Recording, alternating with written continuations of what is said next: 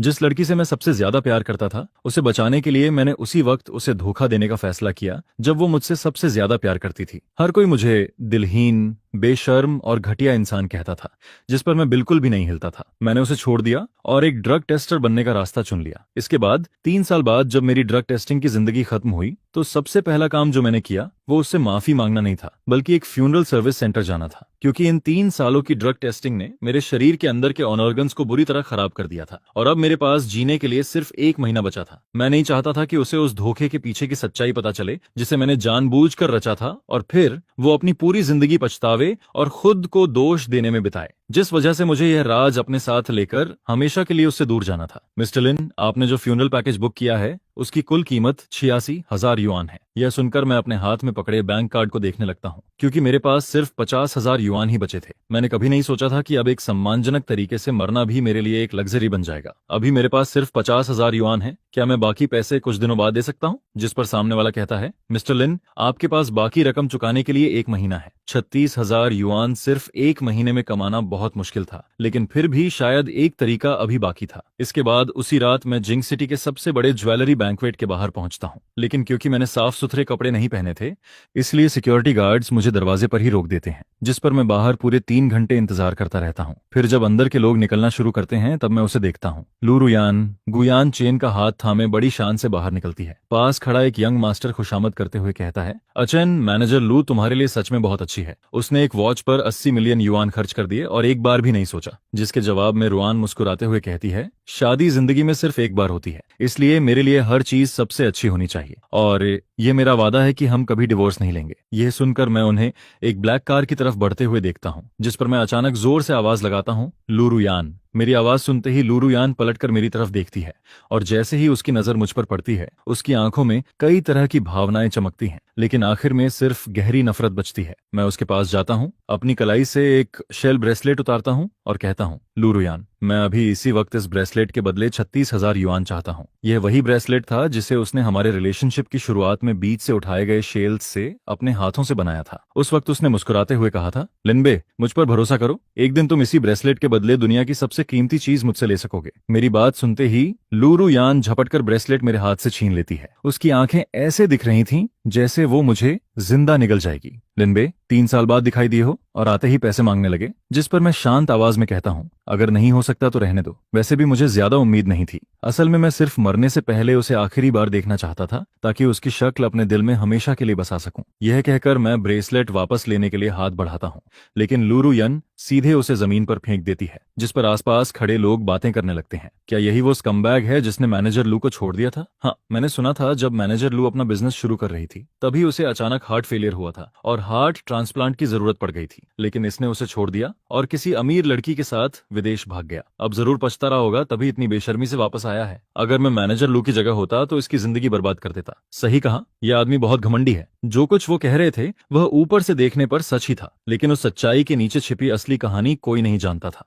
उस समय जब लू रुयान को हार्ट फेलियर हुआ था और उसे तुरंत हार्ट ट्रांसप्लांट की जरूरत थी, तब मैंने हर जगह भागदौड़ की और आखिरकार उसके लिए एक मैचिंग हार्ट ढूंढ लिया। डोनर एक वेजिटेटिव स्टेट में पड़ा हुआ इंसान था, लेकिन उसके पिता ड्रग रिसर्च के दीवाने थे और अपने बेटे का हार्ट डोनेट करने के बदले उन्होंने सिर्फ एक शर्त रखी थी, मुझे उनकी नई एक्सपेरिमेंटल ड्रग्स का टेस्टर बनना होगा। मैं जानता था कि लू रुयान कभी भी मुझे ड्रग टेस्टर बनने की इजाजत नहीं देगी, जिस वजह से मैंने किसी की मदद लेकर चीटिंग और अबैंडनमेंट का पूरा ड्रामा तैयार किया। तभी अचानक मेरे सीने में तेज दर्द उठता है, मेरा चेहरा पीला पड़ जाता है, लेकिन मैं अपने दांत भींचकर आवाज निकलने से रोकता हूँ। इसके बाद मैं नीचे झुकता हूँ, टूटे हुए शेल ब्रेसलेट के टुकड़े एक एक करके उठाता हूँ, उन्हें अपनी पॉकेट में रखता हूँ और वहां से जाने लगता हूँ। लेकिन तभी एक अमीर दिखने वाली महिला मेरा रास्ता रोक लेती है। उसके हाथ में कैश का एक बड़ा बंडल था। वह कहती है, सुना है पहले तुम 10,000 युआन के लिए किसी के साथ भी सो जाते थे। ये लो 10,000 युआन, अपने कपड़े उतारो और सबको दिखाओ कि तुम कितने बेशर्म हो। जिस पर मैं कोई प्रतिक्रिया नहीं देता। तभी दूसरा इंसान भी 10,000 युआन फेंक देता है। अगर कम है तो मैं और 10,000 देता हूँ। स्ट्रिप स्ट्रिप स्ट्रिप, चारों तरफ से आवाजें आने लगती हैं। मेरा चेहरा शर्म से जलने लगता है। मैं वहां से निकलना चाहता हूँ, लेकिन लोग मुझे चारों तरफ से घेर लेते हैं। उधर लू यान और गुयान कार में बैठने ही वाले थे, तभी अचानक कोई मेरे कपड़े खींचना शुरू कर देता है। इतना बेशर्म इंसान शर्माने का नाटक क्यों कर रहा है? इसके सारे कपड़े उतार दो। जिस पर मैं खुद को बचाने के लिए नीचे बैठ जाता हूँ और अपने शरीर को कसकर पकड़ लेता हूँ, लेकिन तब तक मेरे कपड़े फट चुके थे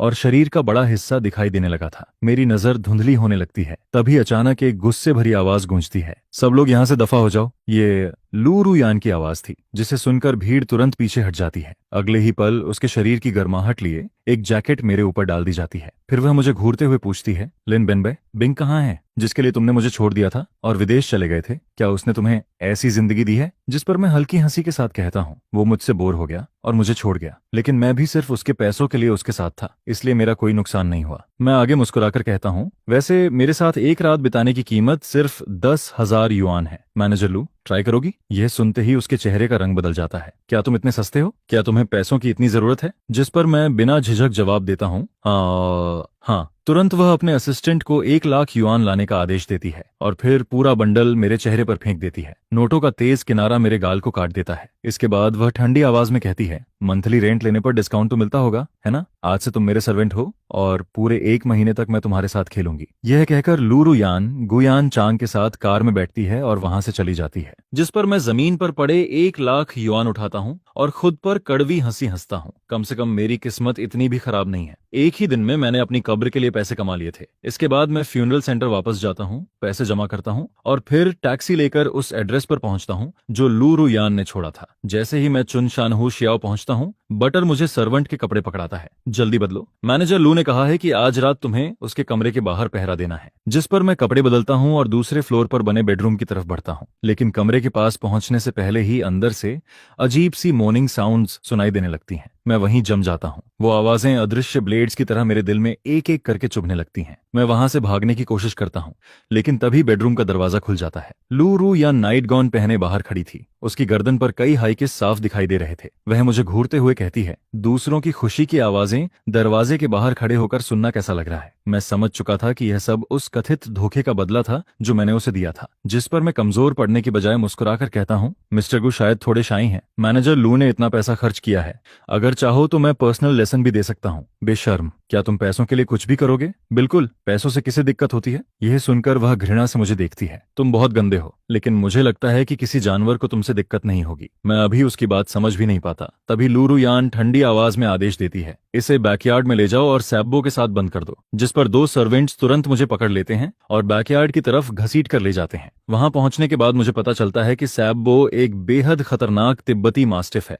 उसके बड़े बड़े नुकीले दांत देखकर मेरा पूरा शरीर कांपने लगता है, क्योंकि बचपन में ऑर्फनेज में मुझे एक डॉग ने काट लिया था और तभी से मुझे कुत्तों से बहुत गहरा डर लगता है। नहीं नहीं, मुझे अंदर मत बंद करो, प्लीज मुझे जाने दो, प्लीज। जिस पर लू यान की ठंडी आवाज फिर सुनाई देती है, लिनबे, क्या तुम पैसों के लिए कुछ भी करने को तैयार नहीं थे? अब डर क्यों रहे हो? जिस पर मैं कड़वी हंसी के साथ कहता हूँ, मैं पैसों के लिए कुछ भी करने को तैयार हूँ, लेकिन इतनी परवर्टेड चीज के लिए तुम्हें और ज्यादा पैसे देने पड़ेंगे। जो पैसे तुमने दिए हैं वो काफी नहीं है। यह सुनकर लू यान ठंडी आवाज में कहती है, तो मैं और 1,00,000 युआन जोड़ देती हूँ, इसे अंदर बंद कर दो। जिस पर सर्वेंट जबरदस्ती मुझे धक्का देकर केज के अंदर बंद कर देते हैं और दरवाजा लॉक कर देते हैं। इसके बाद अगली सुबह जब गुयान चेन कपड़े बदलकर बाहर आता है तो वह एक अजीब नजारा देखता है। बॉडीगार्ड्स मुझे उठाकर ले जा रहे थे, जबकि लू यान उनके साथ घबराई हुई दौड़ रही थी। यहाँ तक कि जल्दबाजी में उसने गुयान चेन को टक्कर मारकर गिरा भी दिया, लेकिन उसे इसका एहसास तक नहीं हुआ। यह देखकर गुयान चेन की नजर मुझ पर टिक जाती है और उसकी आंखों में जलन और क्रूरता की एक चमक उभरती है। जब मैं दोबारा आंखें खोलता हूँ तो खुद को एक मुलायम बेड पर लेटा हुआ पाता हूँ। मेरी कैलफ पर लगे घाव पर बैंडेज बंधी हुई थी। वहीं पास में बुसयान शेनान खड़ा था। मुझे जागते देखकर वह तेज और ठंडी आवाज में कहता है, लिनबे, जब तुमने मरती हुई रुआन को छोड़ दिया था और उसे वेडिंग रूम में अकेला छोड़कर चले गए थे, तब वापस आने की हिम्मत कैसे हुई? क्या तुम्हें पता है कि वो लगभग मर ही गई थी? जब मैं वहां पहुंचा था तब वो पूरे फर्श पर खून उगल रही थी और फिर भी तुम्हारा नाम पुकार रही थी। उसकी किस्मत अच्छी थी कि वो बच गई। और जैसे ही मैं उसे हॉस्पिटल लेकर गया, एक डॉक्टर आकर बताता है कि उसके लिए मैचिंग हार्ट मिल गया है। लेकिन हॉस्पिटल से डिस्चार्ज होने के बाद उसने सबसे पहला काम क्या किया पता है? वो तुम्हें ढूंढने निकल गई। वो कहती थी कि अब वह ठीक हो गई है, इसलिए तुम उससे नफरत नहीं करोगे। वो कहती थी कि वो खूब मेहनत करेगी और तुम्हें दुनिया की सबसे अच्छी जिंदगी देगी। लेकिन तुम उसे छोड़कर विदेश चले गए और वहां मौज मस्ती करते रहे। क्या तुम्हें पता है एयरपोर्ट पर रुआन कितनी बुरी तरह रोई थी? यह सुनकर मेरी आंखों से आंसू बहने लगते हैं,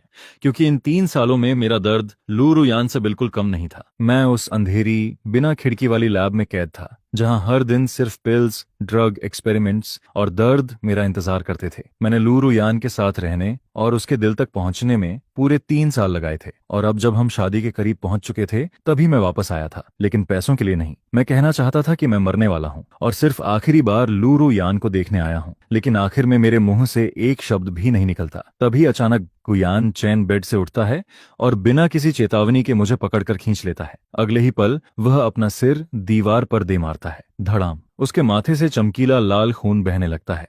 उसी समय लू रुयान कमरे में दौड़ती हुई आती है। वह फौरन गुयान चेन को संभालती है और घबराकर पूछती है, एचन, तुम ठीक हो? जिस पर गुयान चेन कांपती आवाज में कहता है, रुयान, लिनबे ने मुझे धक्का दिया। यह सुनकर मैं वहीं जम जाता हूँ। मैंने कभी नहीं सोचा था कि गुयान चेन मुझ पर ऐसा झूठा इल्जाम लगाएगा। मैं कुछ समझाने ही वाला था कि तभी धड़ाम, लू रुयान मुझे जोरदार लात मारती है। अगर अचेन को कुछ हुआ तो मैं तुम्हारी जान ले लूंगी। यह कहकर वह तुरंत गुतियान चेन को हॉस्पिटल लेकर चली जाती है। मुझे नहीं पता कितना वक्त गुजर गया। फिर बटलर कुछ लोगों को लेकर कमरे में आता है। जिस तरह वे मुझे पकड़कर ले जाते हैं, ऐसा लगता था जैसे मैं कोई बड़ा अपराधी हूँ। हॉस्पिटल पहुंचने पर गुयान चेन के सिर पर बैंडेज बंधी हुई थी। वह बेड पर कमजोर बनकर लेटा था। लू रुयान की आंखों में उसके लिए चिंता और दर्द भरा हुआ था, लेकिन जैसे ही उसकी नजर मुझ पर पड़ती है, वह दर्द तुरंत नफरत में बदल जाता है। घुटनों के बल बैठो और अचैन से माफी मांगो। जिस पर कई लोग मुझे पकड़कर जबरदस्ती घुटनों पर गिरा देते हैं। मैं अब संघर्ष करना छोड़ चुका था। मेरी आंखों में सिर्फ मौत जैसी खामोशी बची थी। मैं शांत आवाज में पूछता हूँ, अगर मैं माफी मांग लूं तो क्या तुम मुझे जाने दोगी? मैं शारीरिक और मानसिक रूप से बहुत थक चुका हूँ।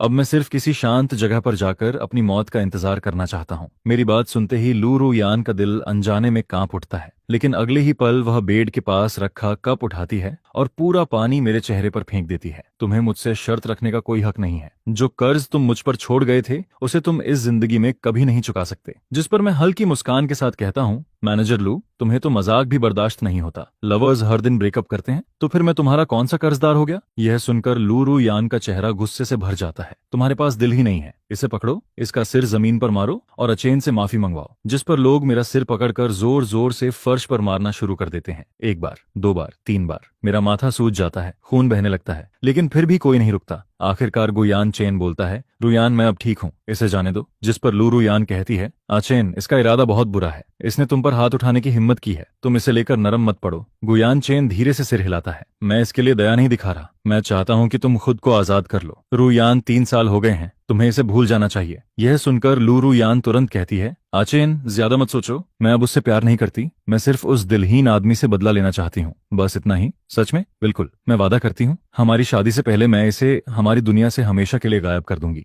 यह सुनकर गुयान चेन अनमने मन से सिर हिला देता है। इसके बाद लू रुयान मेरी तरफ देखती है। मेरा सिर खून से लथपथ था। वह ठंडी आवाज में कहती है, किसी डॉक्टर को बुलाओ और इसका घाव बांध दो। जिस पर पास से गुजर रहे डॉक्टर लू को बुला लिया जाता है, लेकिन जैसे ही डॉक्टर लू मुझे जमीन पर देखता है, उसके चेहरे पर हैरानी छा जाती है। मिस्टर लिन, यह सुनकर मेरा दिल एक पल के लिए रुक जाता है, क्योंकि डॉक्टर लू वही इंसान था जो उस हार्ट ट्रांसप्लांट की पूरी सच्चाई जानता था। उसी ने मुझे पहले समझाने की कोशिश की थी। शाओवुजी एक फार्मास्यूटिकल मैडमैन है। उसका अपना बेटा भी उसकी वजह से वेजिटेटिव स्टेट में पहुंच गया। उसकी लैबोरेटरी में ड्रग टेस्टर बनना मतलब अपनी जिंदगी किसी और की जिंदगी के बदले देना है। लेकिन उस समय मैंने उसकी एक नहीं सुनी थी, क्योंकि चाहे मेरी जान चली जाती, मैं फिर भी लू रुयान को बचाना चाहता था। अब अगर लू रुयान उससे ज्यादा सवाल पूछती तो पुरानी सच्चाई सामने आ सकती थी, जिस पर मैं तुरंत पहले बोल पड़ता हूँ। बिंग और मैंने बहुत ज्यादा पार्टी कर ली थी। फिर देर रात मेरी तबीयत खराब हो गई और मैं हॉस्पिटल पहुंच गया। डॉक्टर लू ने मेरा इमरजेंसी ट्रीटमेंट किया था। मेरी बात सुनकर लू रुयान घृणा से भर जाती है। लिनबे, तुम सच में बेशर्म हो। इसके बाद वह गुस्से में आदेश देती है, पूरा वार्ड डिसइंफेक्ट करो और यहाँ मौजूद हर इंसान को भी।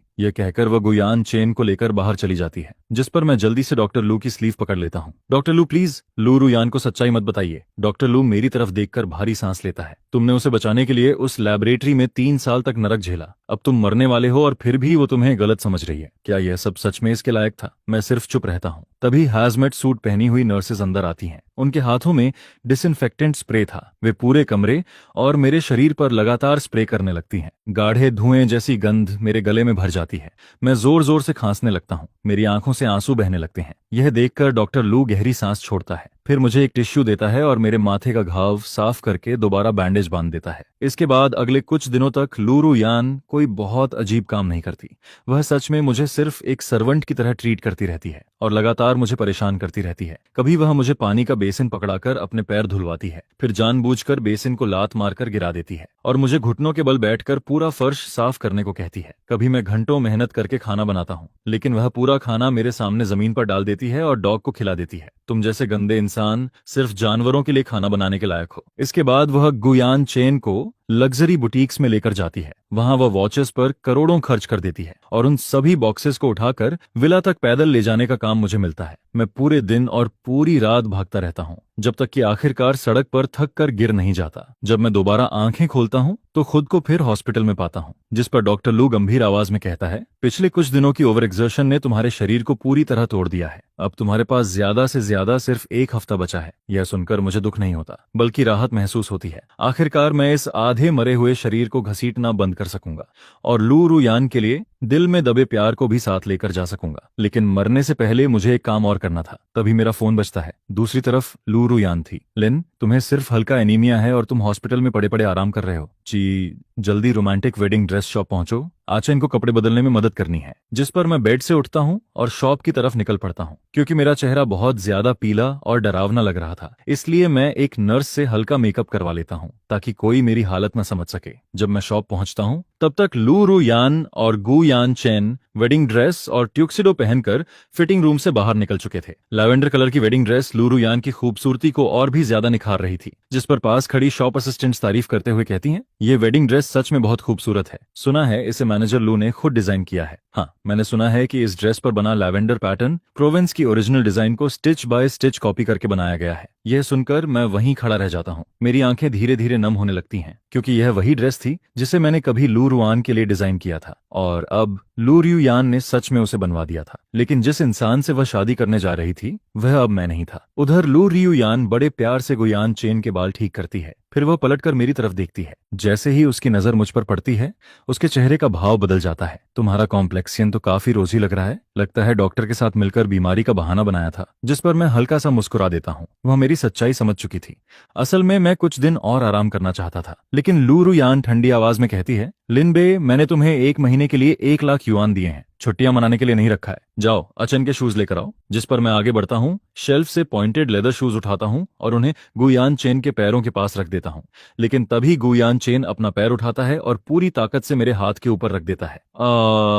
मेरे मुंह से दर्द भरी चीख निकल जाती है, जिस पर वह बनावटी हैरानी दिखाते हुए कहता है, ओह सॉरी, मेरी नजर फिसल गई थी, मैंने ठीक से देखा नहीं। वैसे भी ये सिर्फ एक सर्वेंट ही तो है। यह सुनकर लू रुयान बिल्कुल शांत रहती है। इस पर पैर रख दिया तो क्या हुआ? क्या इसके लिए भी माफी मांगनी पड़ेगी? इसके बाद लू रुयान आगे बढ़ती है और गुयान चेन का हाथ पकड़ लेती है। उधर गुयान चेन की आंखों में साफ साफ प्यार दिखाई दे रहा था। एक शॉप असिस्टेंट भी बड़ी समझदारी से आगे आती है और लू रुयान की वेडिंग ड्रेस का ट्रेल ठीक करने लगती है, जिस पर कुछ लोग मुझे किनारे धकेल देते हैं। मैं चुपचाप वहां से निकल जाता हूँ, लेकिन कुछ ही कदम चला था कि पीछे से किसी ने मेरी बांह पकड़ ली। मैं पलटकर देखता हूँ, वह लू रुयान थी।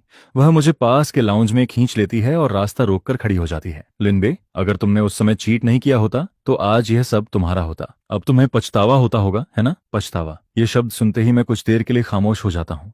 अगर मैंने ड्रग टेस्टर बनने का फैसला नहीं लिया होता तो मुझे वो 3 अंधेरे और निराशा से भरे साल नहीं झेलने पड़ते। मैं मौत के इतने करीब भी नहीं पहुंचता। लेकिन अपने सामने खड़ी जिंदा और स्वस्थ लू रुयान को देखकर मुझे लगता है कि यह सब इसके लायक था। जिस पर मैं धीरे से कहता हूँ, नहीं, मुझे कोई पछतावा नहीं है। यह सुनकर लू रुयान की भौहें सिकुड़ जाती हैं। क्यों? तुमने पैसों के लिए मुझे छोड़ दिया था, अब मेरे पास पैसा भी है और स्टेटस भी, फिर तुम्हें पछतावा क्यों नहीं होता? जिस पर मैं शांत आवाज में जवाब देता हूँ, कोई खास वजह नहीं। मैं अपनी जिंदगी में किए किसी भी फैसले पर पछतावा नहीं करता। इसके बाद मैं एक बैंक कार्ड निकालता हूँ। यह बाकी के 64,000 युआन है। मैं तुम्हें वापस कर रहा हूँ। आज से मैं तुम्हारा सर्वेंट नहीं हूँ। लू रुयान, हमारा रिश्ता खत्म हो चुका है। यह कहकर मैं कार्ड उसके हाथ में रख देता हूँ और मुड़कर जाने लगता हूँ, क्योंकि मुझे डर था कि अगर मैं कुछ देर और वहां रुका तो अपने जज्बातों पर कंट्रोल नहीं रख पाऊंगा। लेकिन जैसे ही मैं डोर हैंडल पकड़ता हूँ, अचानक लू रुयान पीछे से दौड़कर आती है और अपनी बाहों से मेरी कमर को कसकर पकड़ लेती है। अगले ही पल वह मुझे दीवार से दबा देती है। लिनबे, क्या तुम्हें लगता है कि मैं अभी भी वही 3 साल पहले वाली मासूम लू रुयान हूँ? क्या तुम्हें लगता है कि तुम जब चाहो चले जाओगे,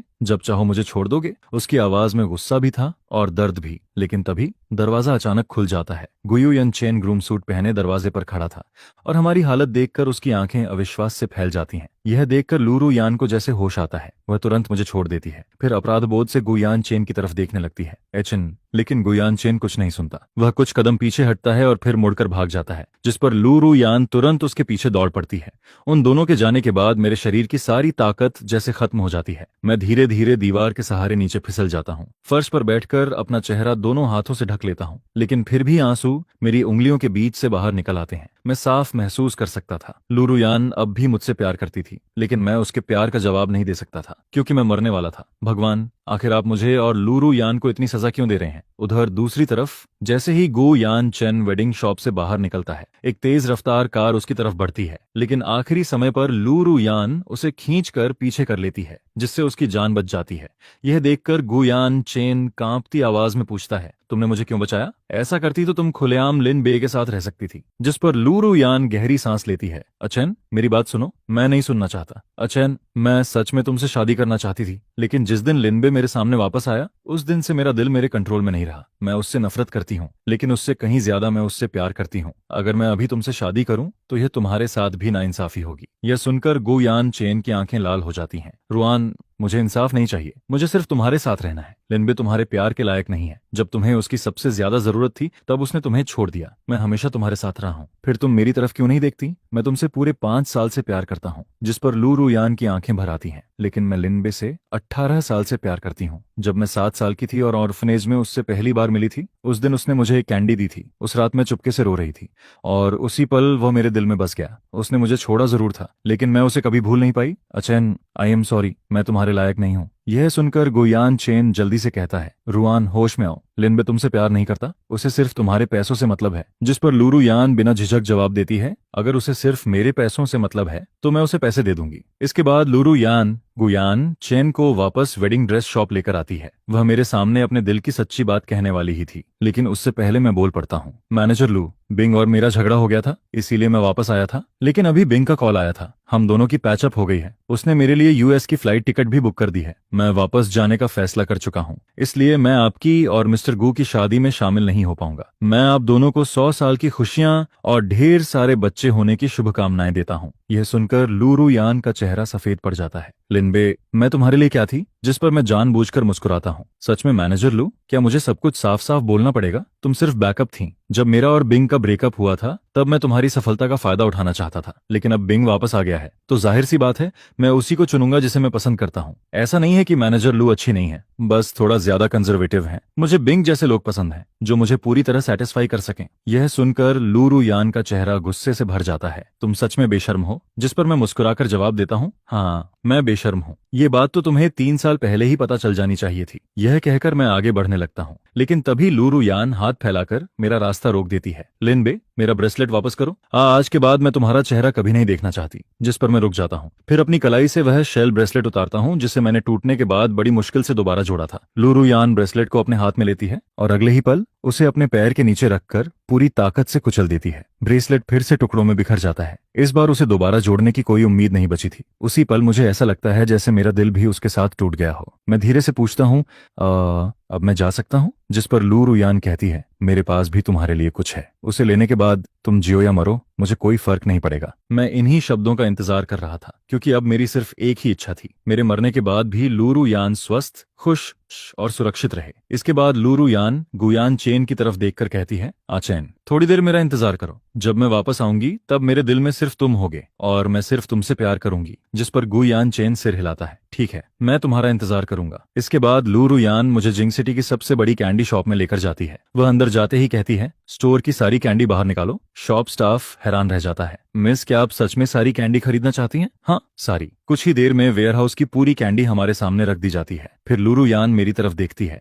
उसकी आंखों में दर्द साफ दिखाई दे रहा था। लिनबे, एक समय तुमने मुझे सिर्फ एक कैंडी दी थी और उसी एक कैंडी के साथ मेरा दिल भी ले गए थे। अब मैं तुम्हें हजारों और लाखों कैंडीज वापस दे रही हूँ ताकि अपना प्यार वापस खरीद सकूं। यह सुनकर मेरा दिल दर्द से भर जाता है, लेकिन फिर भी मैं खुद को संभालते हुए कहता हूँ, ठीक है लूरू यान, आज से हमारे बीच कोई कर्ज बाकी नहीं रहा। जिस पर वह सिर हिलाती है, हाँ, अब हम बराबर हैं। इसके बाद वह बिना पीछे देखे वहां से चली जाती है। धीरे धीरे भीड़ में उसकी परछाई गायब हो जाती है और मैं उसे तब तक देखता रहता हूँ जब तक वह पूरी तरह नजरों से ओझल नहीं हो जाती। फिर मैं नीचे रखी कैंडीज को उठाता हूँ, एक एक कैंडी खोलकर अपने मुंह में डालने लगता हूँ, खाता जाता हूँ जब तक कि मेरा पेट पूरी तरह भर नहीं जाता और फिर मुझे उल्टी होने लगती है। मैं जमीन पर बैठ जाता हूँ और जोर जोर से रोने लगता हूँ। उन 3 सालों का दर्द, वो सारी तकलीफें और लू रू यान के लिए दबा हुआ प्यार, सब कुछ मेरे आंसुओं के साथ बाहर निकलने लगता है। काफी देर बाद मैं शॉप असिस्टेंट से कहता हूँ कि सारी कैंडीज पैक करके जिंक सिटी ऑर्फनेज के बच्चों को डोनेट कर दी जाएं।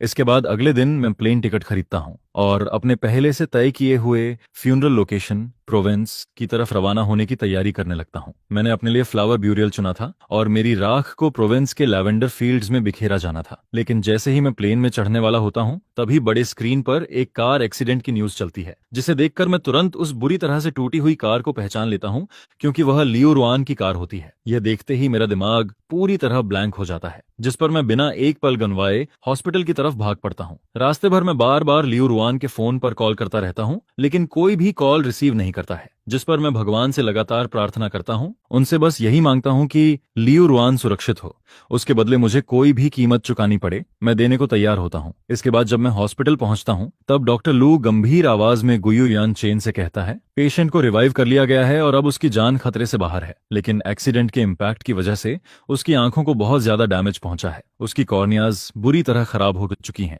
जब वह होश में आएगी तब वह देख नहीं पाएगी। जिस पर गुयू यान चेन घबराकर कहता है, डॉक्टर प्लीज आपको उसकी आंखें ठीक करनी होंगी, वे उसके लिए बहुत जरूरी हैं। जिसके जवाब में डॉक्टर लू कहता है, उसे ठीक करने का सिर्फ एक तरीका है, उसे कॉर्निया ट्रांसप्लांट की जरूरत होगी, लेकिन अभी हॉस्पिटल में कोई कॉर्निया डोनर मौजूद नहीं है। यह सुनते ही मैं तुरंत बोल पड़ता हूँ, मैं डोनेट करूंगा, मैं अपनी कॉर्नियाज डोनेट करने के लिए तैयार हूँ, प्लीज सर्जरी तुरंत शुरू कीजिए। जिस पर डॉक्टर लू मेरी तरफ देखकर कहता है, मिस्टर लिन, एक जिंदा इंसान अपनी कॉर्नियाज डोनेट नहीं कर सकता, आप यह बात अच्छी तरह जानते हैं। जिसके जवाब में मैं शांत आवाज में कहता हूँ, वैसे भी मेरे पास जीने के लिए सिर्फ कुछ दिन ही बचे हैं, अगर वह दोबारा नहीं देख सकती, अगर उसके देखने के लिए मेरा मरना जरूरी है, तो मैं अभी मरने के लिए भी तैयार हूँ। आगे काफी डिस्कशन और लायबिलिटी वेवर पर सिग्नेचर्स होने के बाद हॉस्पिटल आखिरकार सर्जरी के लिए तैयार हो जाता है, जिस पर मैं राहत की सांस लेता हूँ और फिर गुयू यान चेन की तरफ देखता हूँ। प्लीज लियो रुआन को मत बताना कि कॉर्नियाज मैंने डोनेट की हैं। यह सुनकर गुयू यान चेन हैरान हो जाता है। वह पूछता है, आखिर क्या चल रहा है, तुम मरने वाले कैसे हो, और क्या उस समय तुम्हारा बेट्रेल सच में पैसों के लिए नहीं था?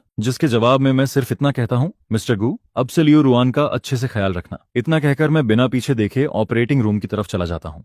ऑपरेटिंग रूम के अंदर मैं और लियो रुआन एक दूसरे के पास रखे 2 बेड्स पर लेटे होते हैं, जिस पर मैं अपना हाथ बढ़ाकर उसका हाथ पकड़ लेता हूँ और अपनी इंडेक्स फिंगर उसकी फिंगर के साथ इंटरलॉक कर देता हूँ। इसके बाद मैं चुपचाप उस नाम को पुकारता हूँ जिसे मैंने हमेशा अपने दिल में छिपा कर रखा था। बेबी, मरने से पहले तुम्हारे लिए आखिरी बार कुछ कर पाने से मैं बहुत खुश हूँ, आई लव यू। इसके बाद जैसे जैसे एनेस्थीसिया मेरे शरीर में इंजेक्ट होता जाता है, मेरी आंखें धीरे धीरे बंद होने लगती हैं और फिर आखिरकार मेरी उंगलियां उसके हाथ से अलग हो जाती हैं। दूसरी तरफ लियो रुआन को ऐसा फील होता है जैसे वह एक बहुत लंबा सपना देख रही हो। उस सपने में ऑर्फनेज में हमारी पहली मुलाकात होती है, फिर हमारा पहला किस दिखाई देता है और फिर मेरा बेट्रेयल और कैंडी स्टोर में हमारी आखिरी जुदाई भी नजर आती है। जिसके बाद धुंधली सी आवाज में उसे कोई कहते हुए सुनाई देता है, कॉर्नियल ट्रांसप्लांट सक्सेसफुल रहा, डोनर लिंबे की डेथ हो चुकी है। इसके कुछ ही समय बाद मेरे शरीर को सफेद चादर से ढक दिया जाता है और ऑपरेटिंग रूम से बाहर लाया जाता है। यह देखते ही गुयू यान चेन घबराकर आगे बढ़ता है, जिस पर डॉक्टर कहता है, सर्जरी के दौरान मिस्टर लिन को हार्ट फेलियर की वजह से शॉक आया और उनकी डेथ हो गई। यह सुनकर गुयू यान चेन पूरी तरह स्टन रह जाता है। उसे यकीन ही नहीं होता कि उसके सामने क्या हो रहा है। उसने अभी अभी यह शक करना शुरू किया था कि शायद लू रू यान के साथ मेरा बेट्रेल किसी छिपे हुए कारण की वजह से हुआ था, लेकिन अब मैं उसकी आंखों के सामने मर चुका होता हूँ। इसी दौरान फ्यूनरल सेंटर के कुछ स्टाफ आगे आते हैं और मेरे द्वारा जिंदा रहते हुए साइन किया गया एंट्रास्टमेंट लेटर दिखाते हैं, जिस पर वे कहते हैं, मिस्टर लिन ने 10 दिन पहले हमारे साथ अपना फ्यूनरल बुक कराया था, कृपया उनका बॉडी हमें ट्रांसफर कर दीजिए। यह सुनकर गुयू यान चेन चौंक जाता है। तुम कह रहे हो कि लिन बे ने 10 दिन पहले अपना फ्यूनरल बुक किया था? जिसके जवाब में स्टाफ कहता है, यस, अब हम एग्रीमेंट के अनुसार मिस्टर लिन के बॉडी का क्रिमेशन करेंगे और उनका फ्यूनरल आयोजित करेंगे। इतना कहकर वे लोग मेरे बॉडी को वहां से ले जाते हैं, जिस पर गुयू यान चेन उन्हें रोकना चाहता है, लेकिन उसी समय दूसरी तरफ रिकवरी रूम से लियो रुयान को बाहर लाया जा रहा होता है। इसलिए वह और कुछ सोच नहीं पाता और लियो रुयान के साथ उसके हॉस्पिटल रूम में चला जाता है। करीब 2 घंटे बाद लियो रुयान एनेस्थीसिया से जागती है। जैसे ही वह अपने बेड के पास यान चेन को देखती है, उसके चेहरे पर निराशा साफ दिखाई देने लगती है, क्योंकि उसका पूरा सपना सिर्फ मेरे बारे में था। लेकिन आंख खुलते ही उसके सामने मैं नहीं बल्कि गिया गुटियान चेन खड़ा होता है। उसी समय उसके दिमाग में एक आवाज गूंजती है, लियू रुयान, अब तुम्हें जाग जाना चाहिए। वह हार्टलेस आदमी शायद अब तक यूएस के लिए फ्लाइट पकड़ चुका होगा ताकि बिंग के साथ फिर से रह सके। जिस पर गु यान चेन मुस्कुराकर कहता है, रुयान तुम जाग गई? और लियू रुयान जवाब देती है, एन मैंने तुम्हें परेशान कर दिया। जिस पर वह कहता है, लियूयान अच्छा है कि तुम सुरक्षित हो। इसी दौरान अटेंडिंग डॉक्टर अंदर आता है और जाग चुकी लियू रुयान का पोस्ट ऑपरेटिव चेकअप शुरू करता है। विजन नॉर्मल है, कॉर्नियल ट्रांसप्लांट में रिजेक्शन का कोई साइन नहीं है। यह सुनते ही लियू रुयान चौंक जाती है। Corneal transplant? उसे अचानक ऑपरेटिंग रूम की वह धुंधली आवाज याद आने लगती है जिसे उसने सपने का हिस्सा समझ लिया था। जिस पर वह सोचने लगती है, क्या यह सच हो सकता है? जिसके जवाब में डॉक्टर कहता है, यस, कार एक्सीडेंट के इम्पैक्ट से आपकी आंखों को बहुत ज्यादा नुकसान पहुंचा था। आपकी कॉर्नियाज बुरी तरह रप्चर हो गई थी। अगर ट्रांसप्लांट नहीं होता तो आप हमेशा के लिए ब्लाइंड हो जाती। यह सुनते ही लियू रुयान तुरंत पूछती है, मेरी कॉर्नियाज किसने डोनेट की? वह कौन है? लेकिन डॉक्टर कहता है, कॉन्फिडेंशियलिटी रूल्स की वजह से हम डोनर के बारे में कोई जानकारी नहीं दे सकते। जिस पर लियू रुयान तुरंत बेड से उठने की कोशिश करती है। यह देखकर गुयू यान चेन पूछता है, रुयान तुम क्या कर रही हो? जिसके जवाब में वह कहती है, अगर वे मुझे नहीं बताएंगे तो मैं खुद पता लगाऊंगी। फिर गुयू यान चेन कहता है, मुझे पता है वह कौन है। वह वही वुमन है जिसकी हार्ट अटैक से डेथ हो गई थी। जिस पर लियू रुयान थोड़ा शांत हो जाती है और कहती है, एन क्या तुम्हें पता है, ऑपरेटिंग रूम में मैंने एक बहुत लंबा सपना देखा था। उसमें सिर्फ लिन बे था। मैंने ये भी सपना देखा कि मेरी कॉर्नियाज उसी ने डोनेट की थी। क्या यह कितना अजीब नहीं है? जिसके जवाब में गु यान चेन कहता है, रुयान लिन बे को भूल जाओ। उन सभी यादों को एक खूबसूरत, चमकदार लेकिन दर्द भरे और कभी न भूलने वाले ड्रीम की तरह समझो। यह सुनकर लियू रुयान धीरे से कहती है, शायद मुझे सच में आगे बढ़ना चाहिए। लिन बे, आज से मैं तुम्हें अपनी यादों से पूरी तरह मिटा दूंगी। इसके बाद एक हफ्ते बाद लियू रुयान हॉस्पिटल से डिस्चार्ज हो जाती है और गु यान चेन के साथ अपनी शादी की तैयारियां शुरू कर देती है। जल्द ही उनकी शादी की खबर पूरे इंटरनेट पर फैल जाती है। लेकिन जैसे जैसे वेडिंग डे करीब आता है, लियू रुयान पहले से ज्यादा डिप्रेस्ड महसूस करने लगती है। कई बार उसके मन में यह ख्याल आता है कि वह शादी से भाग जाए और मुझे ढूंढने के लिए यूएस चली जाए। लेकिन हर बार वह खुद को जबरदस्ती रोक लेती है। वह खुद से कहती है कि एन ने उसकी जान बचाई थी। उसके जीवन के सबसे अंधेरे और मुश्किल समय में वही उसके साथ खड़ा रहा था, इसलिए वह एन को निराश नहीं कर सकती। धीरे धीरे लियू रुयान शराब के सहारे खुद को सुन्न करना सीख जाती है, क्योंकि सिर्फ नशे की हालत में ही वह अपने दर्द को कुछ समय के लिए भूल पाती है। एक बार फिर नशे में होने के बाद लियू रुयान गुयान चेन को पकड़कर फूट फूट कर रोने लगती है। तुम मेरे साथ इतने क्रूअल कैसे हो सकते हो? मैं तुम्हारे मुझे छोड़कर जाने को माफ कर सकती हूँ। मैं यूएस में बानिंग के साथ जो कुछ भी हुआ उसे भी नजरअंदाज कर सकती हूँ। लिनबे, वापस आ जाओ। तुमने वह वेडिंग ड्रेस देखी थी ना जिसे मैंने डिजाइन किया था? क्या वह बिल्कुल वैसी नहीं है जैसी तुमने डिस्क्राइब की थी? जब मैं उसे डिजाइन कर रही थी तब मैंने न जाने कितनी बार इमेजिन किया था कि मैं उसे पहनकर तुमसे शादी कर रही हूँ। लिनबे, अब मेरे पास पैसा है, मैं तुम्हारे सारे सपने पूरे कर सकती हूँ। फिर भी तुमने बानिंग को क्यों चुना? क्यों? आखिर क्यों? जिस पर वह लगातार गुयू यान चेन का हाथ पकड़कर जवाब मांगती रहती है। लेकिन गुयू यान चेन के दिल को कभी सुकून नहीं मिलता, क्योंकि वह हमेशा से जानता था कि लियू रुयान मुझसे बहुत गहरा प्यार करती है। दिन में चाहे वह इसे कितनी भी अच्छी तरह छिपा ले, लेकिन वह जानता है कि उसने मुझे एक पल के लिए भी नहीं भुलाया है। इसके बाद जब वह लियू रुयान को घर छोड़ता है तब वह अकेला विला से बाहर निकल आता है। वह अंधेरे होते आसमान की तरफ देखता है और धीरे से कहता है, लोग कहते हैं कि मरने के बाद इंसान आसमान का एक तारा बन जाता है। लिन, क्या तुम अब एक तारा बन चुके हो? पहले वह मुझे गोल्ड डगर, मटेरियलिस्टिक, घमंडी और क्रूअल इंसान समझता था, लेकिन कॉर्नेल इंसिडेंट के बाद उसे लगने लगता है कि शायद वे लोग शुरू से ही मुझे गलत समझते आए थे। शायद इस पूरी कहानी के पीछे कोई ऐसा ट्रुथ छिपा था जिसके बारे में कोई नहीं जानता था। लेकिन अब उसे लगता है कि उस सच्चाई की जांच करने की कोई जरूरत नहीं है, क्योंकि मैं मर चुका हूं और जो मर चुके होते हैं वे दोबारा वापस नहीं आते। कभी कभी सच्चाई भी एक बोझ बन जाती है, जिस पर वह अपने लिए वेडिंग डे को एक डेडलाइन बना लेता है। अगर लियू रुयान सच में उसका हाथ पकड़कर ऑल्टर तक पहुंच जाती है तो वह पूरी जिंदगी उससे प्यार करेगा, उसका ख्याल रखेगा और उसके दिल को गर्माहट देता रहेगा। लेकिन अगर आखिर में उनकी शादी नहीं हो पाती तो इसका मतलब सिर्फ इतना होगा कि वे दोनों एक दूसरे के लिए बने ही नहीं थे। और तब वह लियू रुआन को मेरी कॉर्नेल डोनेशन की पूरी सच्चाई बता देगा। वेडिंग से 3 दिन पहले लियू फैमिली और गू फैमिली के रिश्तेदार शादी के अरेंजमेंट्स डिस्कस करने के लिए इकट्ठा होते हैं। लियू रुआन बचपन में ही ऑर्फन हो गई थी और ऑर्फनेज में पली बढ़ी थी, इसलिए उसके संपर्क में बहुत कम रिश्तेदार थे। लेकिन गू फैमिली काफी बड़ी थी और शादी में शामिल होने के लिए कई रिश्तेदार विदेशों से वापस आए हुए थे। इसी दौरान गु यान चेन का कजिन यूएस से वापस आता है और अपने साथ अपनी गर्लफ्रेंड को भी लेकर आता है, जिस पर वह मुस्कुराते हुए कहता है, ब्रोदर, सिस्टर इन लॉ, ये मेरी गर्लफ्रेंड बनिंग है। यह सुनते ही पूरे कमरे का माहौल अचानक बेहद शांत हो जाता है। लियू रुयान की नजरें सीधे बान इन्नग पर टिक जाती हैं, जिस पर वह हैरानी से पूछती है, ये तुम्हारी गर्लफ्रेंड है? फिर लिनबे का क्या हुआ? दूसरी तरफ बान इन्नग भी लियू रुयान को पहचान लेती है। यह देखकर उसे महसूस होता है कि दुनिया सच में बहुत छोटी है। जिस लड़की को कभी मैंने अपने फेक अफेयर का हिस्सा बनने के लिए कहा था, आज वही उसके बॉयफ्रेंड के जरिए फिर से उसके सामने खड़ी होती है। उस घटना को याद करके बानिंग थोड़ा ऑकवर्ड फील करती है, जिस पर वह कहती है, लिनबे की बात बहुत पुरानी हो चुकी है। हमारा ब्रेकअप बहुत पहले ही हो गया था। गू ही मेरा रियल लव है। यह सुनते ही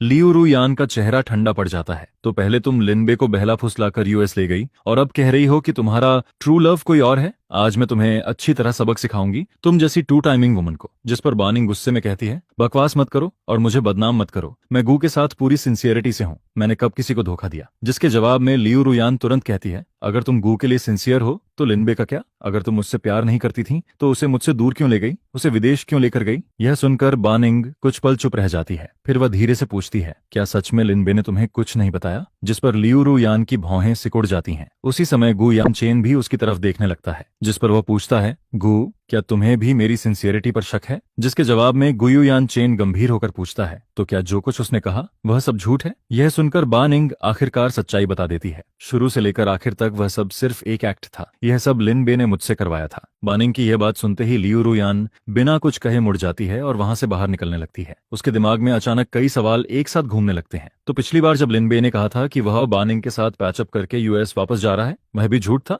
फिर इन 3 सालों में वह कहाँ था? उसने मुझसे झूठ क्यों बोला? इन सवालों के जवाब सिर्फ एक किडनैप इंसान के पास होते हैं, लिनबे। और अब लियू रुयान किसी भी कीमत पर मुझे ढूंढना चाहती है। लेकिन जैसे ही वह होटल से बाहर निकलती है, गू यू यन चेन उसके पीछे आ जाता है। रुयू, क्या तुम लिनबे को ढूंढने जा रही हो? जिसके जवाब में वह कहती है, आचिन, मैं बस उससे उस समय की सच्चाई जानना चाहती हूँ। मैं जानना चाहती हूँ कि उसने मुझसे झूठ क्यों बोला। यह सुनकर गुयू यन चेन कुछ पल चुप रहता है। फिर वह पूछता है, अगर तुम्हें सच्चाई पता चल गई तो क्या तुम फिर भी मुझसे शादी करोगी? जिस पर लियू रुयान रुक जाती है।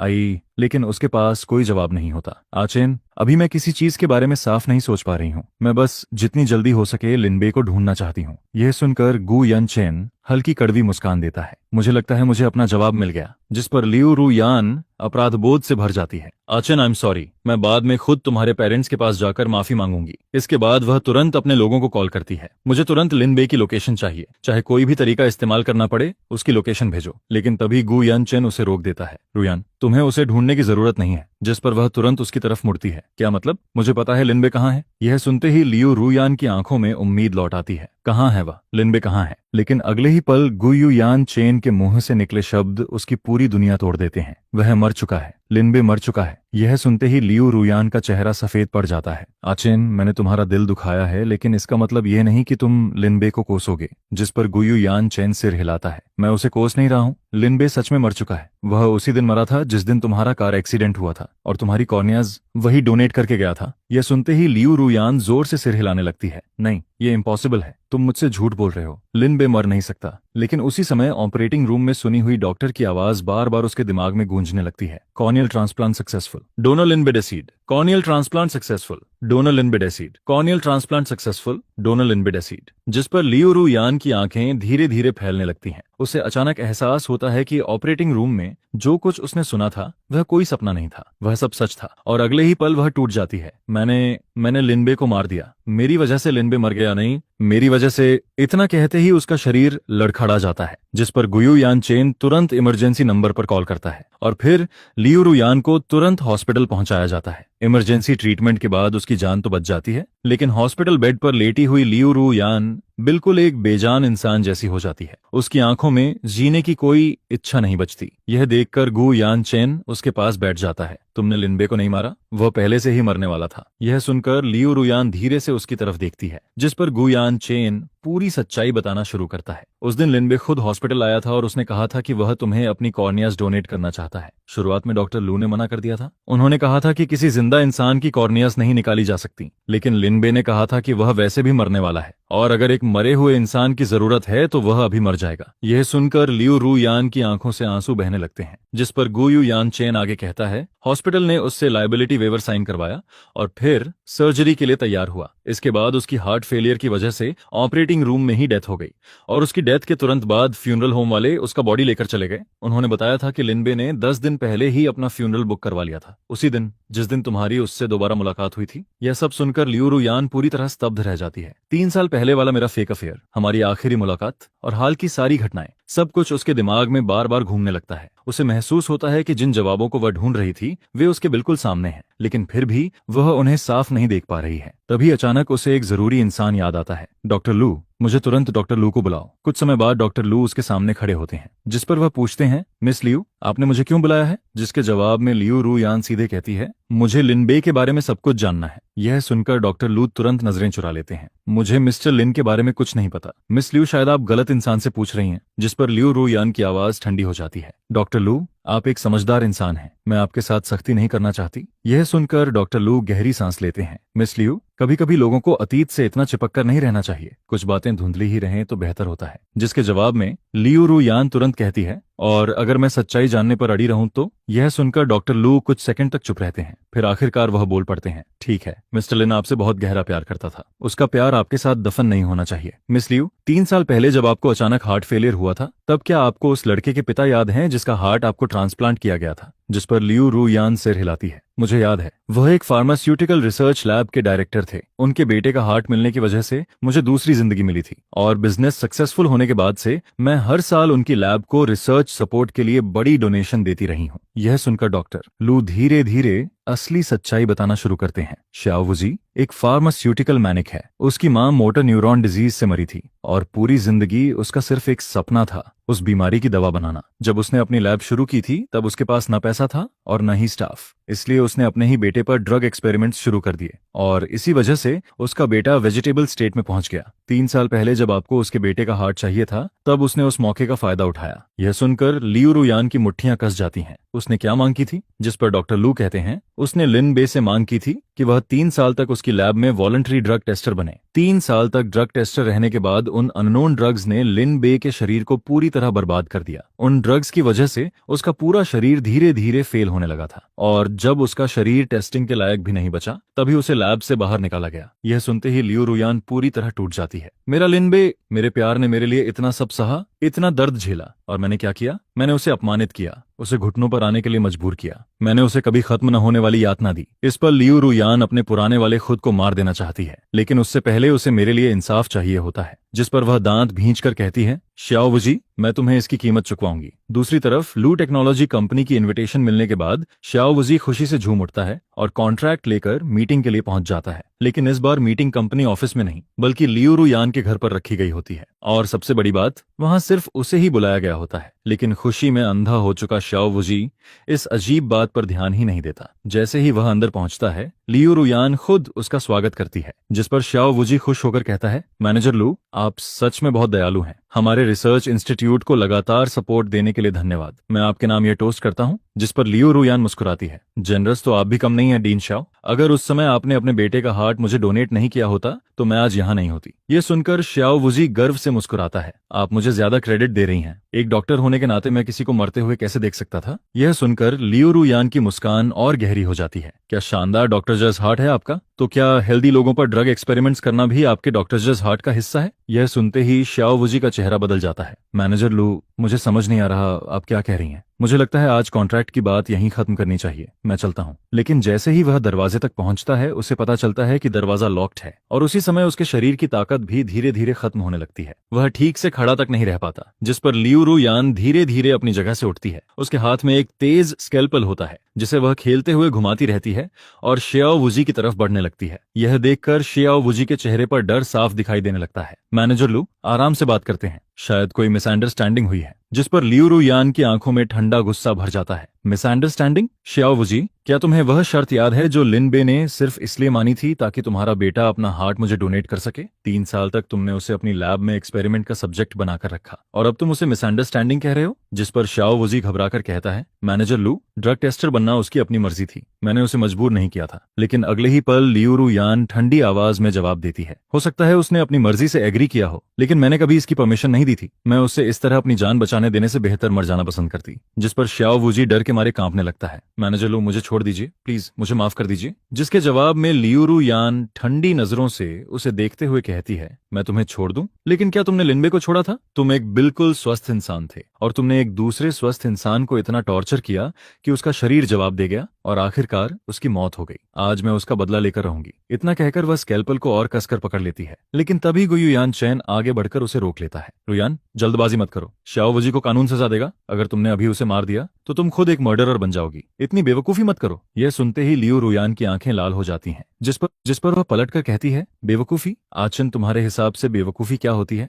लिन बे ने मुझे बचाने के लिए खुद को एक लैब रैट बना दिया, लेकिन उसने मुझे सच्चाई बताने की बजाय चीटिंग की फेक स्टोरी बना दी ताकि मैं उससे नफरत करूं। क्या वह बेवकूफी नहीं थी? मरने के कगार पर पहुंचने के बाद भी उसने अपनी कॉर्नियाज मुझे दे दी और खुद ऑपरेटिंग रूम में मर गया। क्या वह बेवकूफी नहीं थी? वह मुझसे इतना प्यार करता था, उसने मेरे लिए सब कुछ दे दिया, लेकिन मुझे तो यह तक पता नहीं था कि वह मर चुका है। मैं तो किसी और के साथ अपनी शादी की प्लानिंग तक कर रही थी। क्या यह सब बेवकूफी नहीं थी? ये कहते कहते उसकी आवाज कांपने लगती है। उसने मेरे लिए इतनी बार बेवकूफी की, तो अगर मैं उसके लिए एक बार बेवकूफी कर लूं तो उसमें गलत क्या है? यह सुनकर गुयु यान चेन कुछ पल चुप रह जाता है। फिर वह धीरे से कहता है, रुयु यान, लिन बे ने यह सब इसलिए किया था क्योंकि वह चाहता था कि तुम अच्छी तरह जियो। उसकी आखिरी इच्छा को बेकार मत जाने दो। लेकिन लियू रुयु यान तुरंत सिर हिला देती है, मैं तभी जीना चाहती हूँ जब वह भी जिंदा हो। यह सुनकर गुयु यान चेन गंभीर हो जाता है। रुयान, क्या तुम मरकर हमेशा के लिए लिनबे से अलग होना चाहती हो? जिस पर वह हैरानी से उसकी तरफ देखती है। क्या तुम्हें सच में अगले जन्म पर विश्वास है? जिसके जवाब में गुयु यान चेन बिना झिझक कहता है, हाँ जरूर है, और लिनबे जैसा दयालु इंसान मरने के बाद जरूर हेवन गया होगा। अगर तुम्हारे हाथ खून से रंग गए और तुम हेल में गई तो फिर तुम उसे कैसे ढूंढोगी? यह सुनकर लियू रुयान की आंखों में एक अलग ही चमक आ जाती है। जिस पर गुयान चेन आगे कहता है, श्याओ जी ने लिनबे को बहुत बुरी तरह नुकसान पहुंचाया है। उसे इतनी आसान मौत नहीं मिलनी चाहिए। उसे आधा जिंदा और आधा मरा हुआ छोड़ना चाहिए। उसे हॉस्पिटल ले जाओ, उसे जिंदा रखो। लिनबे ने 3 साल तक यातना सही थी। मैं श्याओ जी से उसका बदला 100 नहीं 1000 गुना ज्यादा वसूल करूंगी। इसके बाद लियू रुयान अपने लोगों को लेकर सीधे श्याओ जी की फार्मास्यूटिकल लैब पहुंचती है और पूरी लैब को तहस नहस करवा देती है। वहीं उसे लैब के अंदर मौजूद वीडियोस भी मिलते हैं और उन वीडियोस को देखकर उसे पहली बार पता चलता है कि मैंने उन 3 सालों में कैसी जिंदगी बिताई थी। वीडियो के पहले दिन मैं बिल्कुल वैसा ही दिखाई देता हूं जैसा उसे याद था, एक मुस्कुराता हुआ, उम्मीदों से भरा जवान लड़का। लेकिन वहां के रिसर्चर्स मुझे इंसान की तरह नहीं बल्कि एक रिसर्च सैंपल की तरह ट्रीट करते हैं। वे बार बार मेरा ब्लड निकालते हैं, मुझे अलग अलग पिल्स खिलाते हैं, हर तरह के टेस्ट्स करते हैं। दिन बीतते जाते हैं और मैं बस पिल्स खाता रहता हूँ, डेटा देता रहता हूँ। लेकिन उन ड्रग्स की वजह से जो दर्द मैं झेल रहा होता हूँ उसकी किसी को परवाह नहीं होती। धीरे धीरे ड्रग्स का असर बढ़ता जाता है। मेरा चेहरा दिन ब दिन खराब होने लगता है, मेरी एनर्जी खत्म होने लगती है, मेरा शरीर कमजोर पड़ता जाता है और मेरी आंखों की चमक भी गायब होने लगती है। वीडियो के आखिर तक मेरा शरीर इतनी बुरी हालत में पहुंच जाता है कि वह ड्रग्स का असर सह ही नहीं पाता। मैं दर्द से जमीन पर गिर जाता हूँ, लेकिन उस हालत में भी मैं सिर्फ एक नाम पुकार रहा होता हूँ, रुयान। बहुत दर्द हो रहा है रुयान, मुझे तुम्हारी बहुत याद आ रही है। यह सुनते ही लियू रुयान खुद को रोक नहीं पाती। वह स्क्रीन पर दिख रहे मेरे छोटे से फिगर को छूने के लिए हाथ बढ़ा देती है। काश वह मेरी सिकुड़ी हुई भौहों को सीधा कर पाती। काश वह मेरा दर्द अपने ऊपर ले पाती। पछतावे और दर्द के आंसू लगातार उसके चेहरे पर बहने लगते हैं। वह खुद से नफरत करने लगती है क्योंकि जब मैं उसके पास वापस आया था तब उसने मेरी हालत तक नहीं देखी थी। उस समय उसके अंदर सिर्फ गुस्सा था, नफरत थी, अपमान का दर्द था और मुझे टॉर्चर करने की चाहत थी। वह चाहती थी कि मैं उसके सामने झुक जाऊं। वह चाहती थी कि मैं पछतावा जाहिर करूं। वह चाहती थी कि उसे मेरे प्यार का कोई सबूत मिल जाए, लेकिन हर बार उसे सिर्फ निराशा ही मिली। इसलिए वह मुझे और भी ज्यादा नफरत करने लगी। उसे लगता था कि मैंने इतने सालों के रिश्ते को बेरहमी से फेंक दिया, लेकिन अब उसे सच्चाई पता चल चुकी थी। मैंने उससे प्यार करना कभी बंद ही नहीं किया था, बल्कि मैं उससे इतना ज्यादा प्यार करता था कि अपने असली जज्बात छिपाने के लिए मुझे सबसे क्रूर शब्दों का सहारा लेना पड़ा। इसके बाद लियू रुयान उस कमरे तक पहुंचती है जहां मैं रिसर्च लैब में रहा करता था। वह एक बेहद छोटा कमरा होता है, इतना छोटा कि उसमें मुश्किल से एक बेड आ पाता है। वहां कोई खिड़की तक नहीं होती। पूरा कमरा घुटन और उदासी से भरा होता है और मैं पूरे 3 साल वहीं गुजारता हूँ। यह देखकर लियू रुयान का दिल टूट जाता है। वह उस छोटे से बेड पर जाकर बैठ जाती है, फिर धीरे धीरे उसी पर सिमट कर लेट जाती है, जैसे वह अब भी मेरी बॉडी हीट को महसूस करना चाहती हो, जैसे वह मेरे उस प्यार को महसूस करना चाहती हो जिसे मैं कभी शब्दों में नहीं कह पाया। जिस पर वह रोते हुए बुदबुदाती है, लिनबे, मुझे तुम्हारी बहुत याद आ रही है। इसी दौरान उसके दिमाग में एक पुरानी याद उभरकर सामने आने लगती है। वह दिन जब उसने मुझे अपने दिल की बात बताई थी। तब हम दोनों अभी अभी 18 साल के हुए थे। ऑर्फनेज की पॉलिसी के अनुसार अब हम वहां नहीं रह सकते थे। 10 साल से ज्यादा समय वहां बिताने के बाद हमारे पास सामान भी बहुत कम था। मैं हर कुछ कदम बाद मुड़कर ऑर्फनेज की तरफ देख रहा होता हूँ, जिस पर मैं कहता हूँ, बेबी, जब से मैं पैदा हुआ हूँ तब से इसी ऑर्फनेज में रहा हूँ। यही मेरा घर है। अब ऐसा लग रहा है जैसे मुझे एक बार फिर छोड़ दिया जा रहा हो। बहुत बुरा लग रहा है। यह सुनकर लियू रुयान मुस्कुरा देती है। तुम्हारे पास अभी भी मैं हूँ, मैं भी तुम्हारी फैमिली हूँ, मैं तुम्हें कभी नहीं छोड़ूंगी। जिस पर मैं उदास होकर कहता हूँ, लेकिन अगर भविष्य में तुम्हारा बॉयफ्रेंड बन गया तब तुम मुझे जरूर भूल जाओगी। पिछली बार मैंने कैंपस के हार्टथ्रोब को तुम्हें प्रपोज करते हुए देखा था। यह सुनकर वह हंस पड़ती है। लेकिन मैंने उसे रिजेक्ट कर दिया था ना। जिस पर मैं तुरंत कहता हूँ, हार्टथ्रोब ली को रिजेक्ट कर दिया तो क्या हुआ? आगे हार्टथ्रोब झांग आएगा, फिर हार्टथ्रोब लू आएगा, और एक दिन तुम किसी न किसी को हाँ बोल दोगी। उस समय मैं 18 साल का था, पहले प्यार की उम्र, और मैं बहुत पहले से लियू रुयान को पसंद करने लगा था। लेकिन उसने हमेशा मेरी केयर फैमिली की तरह की थी, इसलिए मुझे कभी समझ नहीं आया कि उसके दिल में मेरे लिए क्या फीलिंग्स थीं। मैं पूछने की हिम्मत नहीं जुटा पाता था, और मुझे डर रहता था कि कहीं कोई उससे मुझसे दूर न ले जाए। यह सब समझकर लियू रुयान मुस्कुरा देती है। फिर वह कहती है, असल में मेरे पास एक परमानेंट सॉल्यूशन है। ऐसा सॉल्यूशन जिससे अगर मेरा फ्यूचर में बॉयफ्रेंड भी बन जाए तब भी मैं तुम्हें कभी नहीं छोड़ूंगी। यह सुनकर मैं हैरानी से उसकी तरफ देखने लगता हूँ, जिस पर वह मुस्कुराकर कहती है, लिनबे, मेरा बॉयफ्रेंड बन जाओ। इस तरह हमारा रिश्ता और भी मजबूत हो जाएगा और हम एक ही हाउस होल्ड रजिस्टर में भी रह सकेंगे। कैसा रहेगा? यह सुनते ही मैं पूरी तरह फ्रीज हो जाता हूँ, फिर शर्माते हुए सिर हिला देता हूँ। इसके बाद जब हम दोनों एक दूसरे से अपने प्यार का इजहार करते हैं तब हमें पता चलता है कि हम दोनों बहुत पहले से एक दूसरे को पसंद करते थे। लियू रुयान तो मजाक में यह भी कहती है कि वह मुझे डरा देने के डर से कॉलेज तक वेट करने वाली थी, लेकिन आखिर में कोई उससे भी ज्यादा इम्पेशेंट निकल गया। जिस पर वह हंसते हुए कहती है, अगर मैं और इंतजार करती तो शायद रो पड़ती। इसके बाद हमारी पहली रियल डेट यूनिवर्सिटी कैंपस के स्वान लेक के पास होती है। वह क्रिसमस डे होता है। हम दोनों अभी अभी पार्ट टाइम जॉब से लौटे होते हैं और रात लगभग 12 बजे की होती है। जब मैं उसे गर्ल्स डॉर्मेटरी तक छोड़ने जा रहा होता हूँ तब स्वान लेक के पास पहुंचकर अपने बैग से एक हैंड कनेक्टेड छोटा सा एप्पल निकालता हूँ और उसे गिफ्ट कर देता हूँ, जिस पर लियू रुयान मुस्कुराते हुए उसे एक्सेप्ट कर लेती है। लेकिन मैं संतुष्ट नहीं होता। आज क्रिसमस है और तुमने मेरे लिए कोई गिफ्ट तैयार नहीं किया। यह सुनकर वह थोड़ा घबरा जाती है, क्योंकि काम में व्यस्त रहने की वजह से उसे हॉलिडे का ध्यान ही नहीं रहा था। लेकिन वह मुझे निराश भी नहीं करना चाहती थी। जिस पर वह कहती है, आधा घंटा वेट करो, मैं अभी वापस आती हूँ। लेकिन मैं सिर हिला देता हूँ, उसकी जरूरत नहीं है, मुझे पहले से पता है कि मुझे कौन सा गिफ्ट चाहिए। इतना कहकर मैं धीरे धीरे उसकी तरफ झुकने लगता हूँ। आज भी लियू रुयान को वह रात साफ साफ याद है, क्योंकि उस रात पहल मैंने की थी और फिर न जाने कितना समय गुजर जाता है। तभी अचानक उसके फोन की रिंगटोन बज उठती है, जिससे उसकी यादें टूट जाती हैं। फोन के दूसरी तरफ उसका असिस्टेंट घबराई हुई आवाज में कहता है, मैनेजर लू, हमने लिन बे को ढूंढ लिया है। हमें पता चल गया है कि उसकी एशेस कहाँ हैं। मेरी डेथ की खबर मिलने के बाद लियू रुयान ने तुरंत लोगों को फ्यूनरल सेंटर भेजा था ताकि मेरी एशेस का पता लगाया जा सके। लेकिन फ्यूनरल सेंटर के स्टाफ ने कॉन्फिडेंशियलिटी एग्रीमेंट का हवाला देकर कोई जानकारी देने से मना कर दिया था। इसके बाद लियू रुयान ने अपने तरीके इस्तेमाल किए और पता लगाया कि मैंने प्रोविंस में लेवेंडर फ्लावर ब्यूरियल बुक करवाई थी, लेकिन एग्जैक्ट लोकेशन का पता नहीं चल पाया था। इसलिए उसने अपने असिस्टेंट को प्रोविंस भेज दिया था ताकि वह मेरी एशेस की सही लोकेशन ढूंढ सके, जबकि वह खुद मेरे लिए बदला लेने में लगी हुई थी। और अब आखिरकार उसने मुझे ढूंढ लिया था। अब वह हमेशा के लिए मेरे साथ रह सकती थी।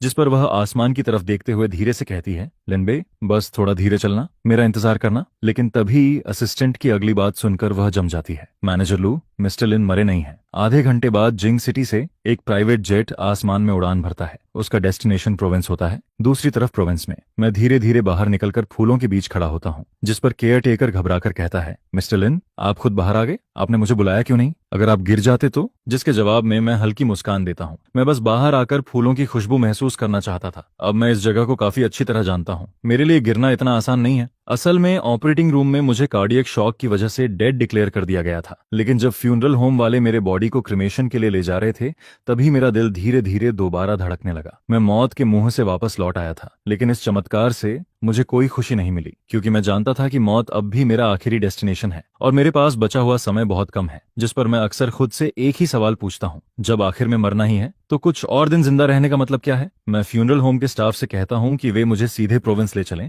ताकि मैं यहीं शांति से अपनी मौत का इंतजार कर सकूं। जिस पर जब वहां के फूल पूरी तरह खिल चुके होते हैं तभी मेरे पैरों में अचानक कमजोरी आ जाती है और मैं जमीन पर गिर पड़ता हूँ।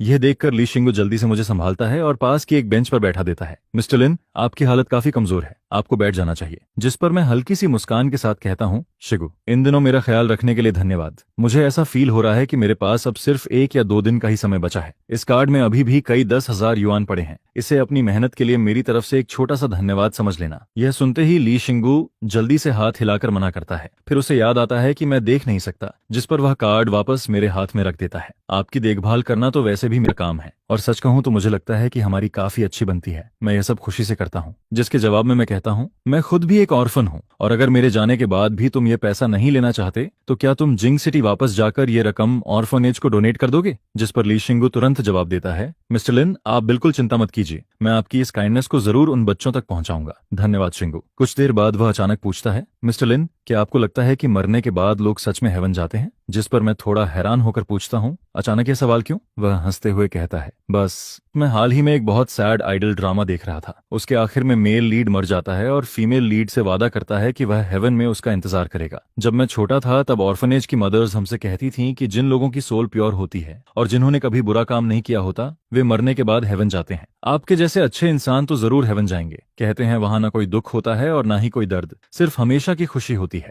लेकिन यह सुनकर मेरे मन में एक ही सवाल आता है, क्या लू रू यान के बिना कोई दुनिया सच में खुशियों वाली हो सकती है? इसका जवाब मुझे खुद नहीं पता था। मैं बचपन से ऑर्फनेज में बड़ा हुआ था। वहां सभी बच्चों के बाल एक जैसे होते थे, कपड़े एक जैसे होते थे, खेलने का समय भी एक जैसा, और खाना भी हर दिन लगभग एक जैसा ही होता था। जिंदगी जैसे एक जगह रुक सी गई थी। लेकिन फिर जब मैं 7 साल का था तब लू रू यान वहां आती है। वह लाल रंग की ड्रेस पहने हुई होती है। उसके घुंघराले बाल बेहद खूबसूरत लग रहे होते हैं। वह बाकी सभी बच्चों से बिल्कुल अलग दिखाई देती है, जिस पर पहली नजर में ही मेरा ध्यान उसकी तरफ चला जाता है। एक रात मैं उसे कंबल के अंदर अकेले रोते हुए देखता हूँ, जिस पर मैं उसका ब्लैंकेट उठाकर पूछता हूँ, तुम रो क्यों रही हो? वह आंसुओं के साथ कहती है, मुझे अपने मॉम और डैड की याद आ रही है। जिस पर मैं बिना सोचे समझे कह देता हूँ, लेकिन तुम्हारे मॉम और डैड तो तुम्हें नहीं चाहते होंगे। मेरे लिए उस समय ऑर्फनेज में वही बच्चे आते थे जिन्हें उनके पेरेंट्स छोड़ देते थे। लेकिन मेरी यह बात सुनकर लू रू यान और भी ज्यादा रोने लगती है। जिस पर आखिर में मैं अपनी सबसे कीमती चीज निकालता हूँ, एक मिल्क कैंडी जिसे मैं काफी समय से बचाकर रखे हुए था। मैं उसका रैपर खोलकर कैंडी उसके मुंह में रख देता हूँ,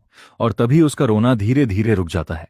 यहीं से हमारी फ्रेंडशिप की शुरुआत हुई थी। इसके बाद मुझे पता चलता है कि लू रू यान को उसके पेरेंट्स ने नहीं छोड़ा था, बल्कि एक एक्सीडेंट में उनकी मौत हो गई थी, जिसके बाद उसे ऑर्फनेज भेजा गया था। वह हम जैसे बच्चों से अलग थी जिन्हें जन्म के समय ही छोड़ दिया गया था। लेकिन फिर भी मुझे लगता था कि हम दोनों एक जैसे हैं, क्योंकि हम दोनों के पास पेरेंट्स नहीं थे। इसके बाद लू रू यान अक्सर मुझे ऑर्फनेज के बाहर की दुनिया के बारे में बताती रहती है, ऐसी बहुत सी बातें जिनके बारे में मैंने पहले कभी नहीं सुना था। मुझे उसके साथ समय बिताना सबसे ज्यादा पसंद था, जिस पर धीरे धीरे मेरे अंदर बाहर की दुनिया को जानने की क्यूरियोसिटी बढ़ने लगती है। ऑर्फनेज में बिताए गए उन 11 सालों में हम दोनों ही एक दूसरे का सहारा और फैमिली बन जाते हैं। जब हम 18 साल के होते हैं तब लू रू यान मुझसे अपने दिल की बात कहती है। इसके बाद हम दोनों एक ही कॉलेज में एडमिशन लेते हैं। जूनियर ईयर में लू रू यान प्रोग्रामिंग से अपनी पहली कमाई करती है और उसी पैसे से एक छोटा सा 3 बेडरूम अपार्टमेंट खरीद लेती है, और आखिरकार हमारा अपना घर बन जाता है। उसी अपार्टमेंट में हम अपनी जिंदगी की पहली रात एक साथ बिताते हैं, जिसके बाद वह मेरे कंधे पर सिर रखकर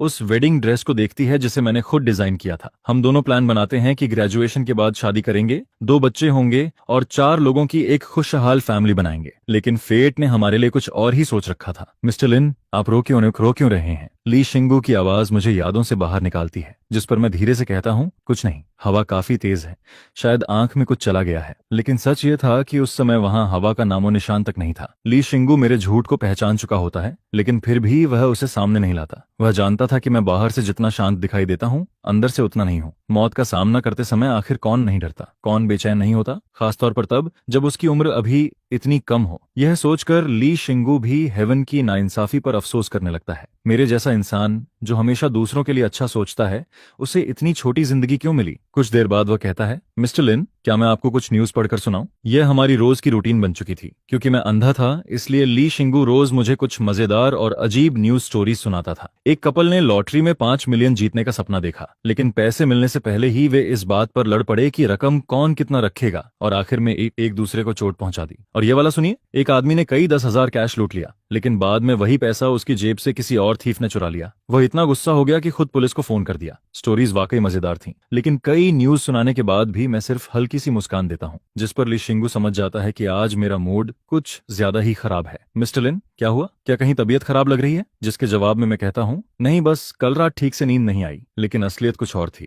कल रात मैं बिल्कुल सोया ही नहीं था, क्योंकि आज लूरू यान और गुयान शेन की शादी का दिन था। आज वह महिला जिससे मैंने अपनी जिंदगी में सबसे ज्यादा प्यार किया था, किसी और की दुल्हन बनने जा रही थी, और मैं दूल्हा नहीं था। कुछ देर बाद मैं कहता हूँ, शिगू, क्या तुम जिंग सिटी में लूरू यान और गुयान शेन की शादी की लाइव स्ट्रीम ढूंढ सकते हो? जिस पर वह हैरानी से पूछता है, मिस्टर लिन, आप उनकी शादी की लाइव स्ट्रीम क्यों देखना चाहते हैं? मैं जवाब देता हूँ, जब मैं जिंग सिटी में था तब मैंने सुना था कि उनकी शादी बेहद ग्रैंड होने वाली है। सिर्फ डेकोरेशन पर ही 100 मिलियन से ज्यादा खर्च हुआ है। मुझे बस ये देखना है कि वह कितनी शानदार है। इसे मेरी अपनी वेडिंग फैंटेसी समझ लो। यह सुनकर ली शिंगू एक पॉपुलर लाइव स्ट्रीम ढूंढ लेता है। फिर ताकि मुझे सब कुछ साफ सुनाई दे, वह वॉल्यूम को मैक्सिमम तक बढ़ा देता है। लाइव स्ट्रीम शुरू होते ही स्ट्रीमर बोलता है, वेलकम दोस्तों, आज मैं जिंग सिटी की टेक क्वीन लूरू यान और गुयान शेन की वेडिंग की पूरी कवरेज करने वाला हूँ। मैंने सुना है कि मिस लू को लैवेंडर बहुत पसंद है, इसीलिए पूरी वेडिंग लैवेंडर थीम पर बनाई गई है। यहाँ तक कि बैंक्वेट हॉल का चैंडेलियर भी अमेथिस्ट से बना हुआ है। इसके बाद स्ट्रीमर लगातार एक्सपेंसिव फ्लावर्स, लग्जरी डेकोरेशन और स्टेज पर बिछे प्रीशियस रेड सिल्क कारपेट के बारे में बताता रहता है, और मैं उसकी हर बात ध्यान से सुनते हुए अपने दिमाग में पूरा सीन इमेजिन करता रहता हूँ। लगभग 1 घंटे बाद गुयान शेन ग्रूम टेक्सटूडो पहनकर वेडिंग हॉल के एंट्रेंस पर दिखाई देता है। वह आ गया, ग्रूम आ चुका है, अब ब्राइड भी जल्द ही आ जानी चाहिए। दोस्तों, स्ट्रीम से कहीं मत जाइए। लेकिन तभी स्ट्रीमर अचानक हैरान होकर कहता है, रुको, ये क्या? यहाँ सिर्फ ग्रूम क्यों है? ब्राइड कहाँ है? मैंने तो सुना था कि वेडिंग ड्रेस भी लैवेंडर थीम पर थी और उसे खुद लूरू यान ने डिजाइन किया था। लेकिन गुयान शेन तो बस एक नॉर्मल सूट पहने हुए है। जिस पर अगले ही पल गुयान शेन स्टेज पर खड़ा होकर बोलता है, दूर दूर से आए सभी दोस्तों और फैमिली मेंबर्स का धन्यवाद। बैंक्वेट शुरू होने से पहले मुझे एक अनाउंसमेंट करनी है। और फिर पूरा हॉल एकदम शांत हो जाता है। आज की वेडिंग कैंसिल की जाती है। यह सुनते ही पूरा वेन्यू हंगामे में बदल जाता है। स्टेज पर सिर्फ ग्रूम अकेला खड़ा होता है और वेडिंग कैंसिलेशन की घोषणा करता है। यहाँ जरूर कोई बड़ा स्कैंडल हुआ है। क्या ब्राइड ने चीट किया है? भीड़ में तरह तरह की बातें होने लगती हैं, जिस पर गुयान शेन शांत आवाज में कहता है, आज की वेडिंग कैंसिल करने का फैसला लूरू यान और मैंने मिलकर लिया है। हमारे लिए मैरिज एक सेक्रेट चीज है। वेडिंग से पहले हमें एहसास हुआ कि हम एक दूसरे के लिए सबसे सूटेबल लोग नहीं हैं। हम दोनों किसी कॉम्प्रोमाइज वाली शादी में विश्वास नहीं रखते। यह एक बात है जिस पर हम दोनों पूरी तरह सहमत हैं। इसलिए शादी के बाद अलग होने से बेहतर हमने समय रहते इस गलती को रोकने का फैसला किया। जिस पर एक रिपोर्टर पूछता है, मिस्टर गू, अगर यह फैसला दोनों का था तो लूरू यान यहाँ खुद ये अनाउंसमेंट करने क्यों नहीं आई? इसका सामना अकेले आप ही क्यों कर रहे हैं? असल में कल जब लूरू यान प्लेन में बैठी थी तब उसने गुयान शेन को फोन किया था। उसने कहा था कि वह प्रोविंस जाकर लिनबे को ढूंढने वाली है और वेडिंग कैंसिलेशन की अनाउंसमेंट वह अपने पर्सनल अकाउंट पर खुद कर देगी। साथ ही सारी पब्लिक क्रिटिसिज्म भी वह खुद झेलेगी ताकि गुयान शेन पूरी तरह इस मामले से बाहर रह सके। लेकिन गुयान शेन ने यह बात मानने से इनकार कर दिया। उसने लूरू यान से कहा कि वह बिना किसी चिंता के मुझे ढूंढने जाए। वेडिंग कैंसिलेशन की जिम्मेदारी वह खुद संभाल लेगा, क्योंकि गुयान शेन अपनी मोहब्बत के लिए आखिरी बार कुछ करना चाहता था। इसीलिए वह आज भी वेडिंग ट्यू को पहनकर वहां खड़ा था। कम से कम अपने दिल में वह यह कह सकता था कि किसी न किसी तरह उसने लूरू यान से शादी कर ली थी। लिनबे, मैं लूरू यान के लिए तुम्हारे प्यार की बराबरी तो नहीं कर सकता, लेकिन मैं भी अपने दिल में किसी तरह की मिलावट नहीं आने दूंगा। और जहां तक मेरी समझ है, मिस्टर गू आज भी लूरू यान से बहुत प्यार करता है। मेरे हिसाब से तो अपना दिल बदलने वाली लूरू यान ही है। बिल्कुल एक क्लासिक हार्ट ब्रेकन लवर वाली कहानी है ना मिस्टर लिन? लेकिन उस समय मेरा ध्यान उसकी बातों पर नहीं था। मेरे दिमाग में सिर्फ एक ही बात घूम रही थी, लूरू यान और गुयान शेन ने शादी क्यों कैंसिल कर दी? क्या लूरू यान को किसी बात का पता चल गया था? जिस पर ली शिंगू अचानक पूछता है, मिस्टर लिन, क्या हुआ? आप सुन भी रहे हैं? तुमने क्या कहा था? जिस पर वह जवाब देने ही वाला होता है, मैं कह रहा था कि उन्होंने शादी कैंसिल की क्योंकि। लेकिन तभी ली शिंगू अचानक जोर से चीख पड़ता है। उसकी आवाज सुनकर मैं बुरी तरह चौंक जाता हूँ और घबराकर हाथ आगे बढ़ाता हूँ। शिंगू, क्या हुआ? लेकिन ली शिंगू के मुंह से एक शब्द भी नहीं निकलता, क्योंकि उसके सामने जो इंसान खड़ा था उसे देखकर उसका दिमाग पूरी तरह सुन्न हो चुका था। उसने मन ही मन कसम खा ली कि अब वह कभी किसी की पीठ पीछे बुराई नहीं करेगा। आखिर कौन समझ सकता था कि जो ब्राइड अपनी ही वेडिंग में नहीं पहुंची वह अचानक यहाँ उसके सामने आ जाएगी। वह कुछ बोलने ही वाला होता है, तभी वह लड़की सीधे मेरी तरफ बढ़ती है और मुझे कसकर गले लगा लेती है। यह देखकर ली शिंगू की आंखें और भी बड़ी हो जाती हैं। अचानक किसी के गले लगाने पर मुझे पहले लगा कि यह ली शिंगू है, लेकिन अगले ही पल मुझे एहसास होता है कि कुछ गड़बड़ है। इस इंसान की हाइट और बॉडी स्ट्रक्चर ली शिंगू से बिल्कुल अलग था। जिस पर मैं घबराकर कहता हूँ, तुम कौन हो? मुझे छोड़ो। अंधा होने के बाद से मेरे अंदर हमेशा एक डर बना रहता था, और जैसे ही मैं खुद को छुड़ाने की कोशिश करता हूँ तभी मुझे अपनी गर्दन के पास कुछ गर्म बूंदें गिरती हुई फील होती हैं। वह रो रही थी, और उसी पल मेरे दिमाग में एक चेहरा उभर आता है। लू रुयान। लिनबे, मैं हूँ। ये आवाज सुनते ही मेरा दिल जोर से धड़क उठता है।